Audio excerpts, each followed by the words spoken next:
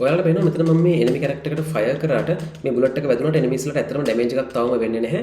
මොකද ඒකට හේතුව මම තවම මේ part එක code කරලා ඉවර නැහැ. ඉතින් අද මගේ dev diary එකේ 15 වෙනි පිටුව තමයි 15 වෙනි entry එක තමයි ඔයා මේ බලන්න ලැහැස්තිලා ඉන්නේ.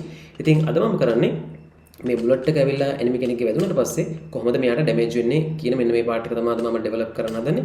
ඉතින් අපි එහෙනම් බලමු මම කොහොමද මේ වැඩේ කරන්නේ කියලා. හරි අපි එහෙනම් වැඩේ පටන් ගමු.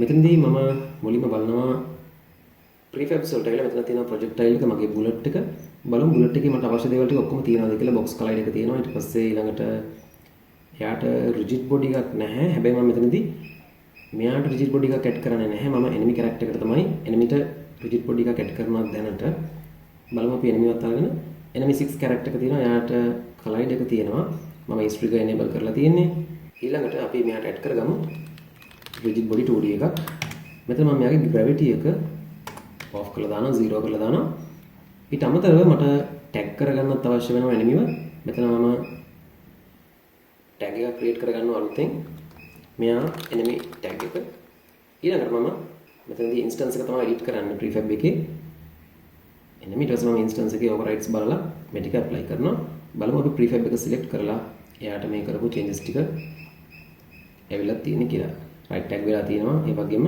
එයාට rigid body component එකත් add වෙලා තියෙනවා gravity එක off කරපු. හරි දැන් අපිට code එක ලියන්න පුළුවන් මම මේ දෙන්නම අයින් කරන්න scene එකෙන්.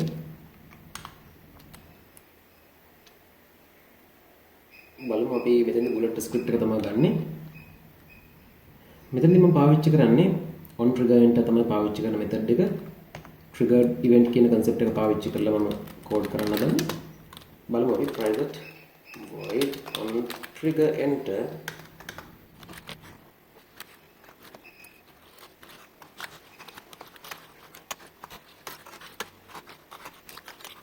හරි ඔන්න මම කෝඩ් එක ලියාගත්තා. ඉතින් මෙතන හරිම සිම්පල් වැඩක් තමයි අපිට කරන්න තියෙන්නේ. මේ වගේ on trigger enter පාවිච්චි කරලා මෙතන ඔයාලා පේන පොඩි error එකක් තියෙනවා. මෙතන on trigger enter වෙන්න ඕන.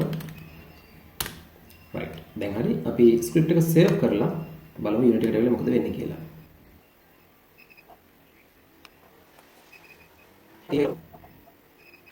ඔන්න මේ characters එනවා. මම බලනවා මම fire කරලා right. ඔන්න අපි කරපු වැඩේ සාර්ථකයි. ඔයාලා පේනවා.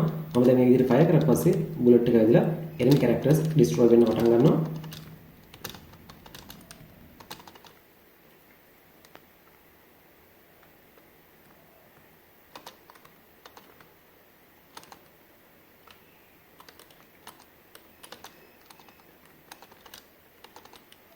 දැන් අපේ project එකේ තවම ඉන්නේ එකම එක enemy character එකයි. එයා තමයි මේ හැම වෙලේම spawn කර කර ආපහු ගන්න. ඉතින් මේකේ enemy characters ගොඩක් ඉන්නවා මේ assets pack එකේ.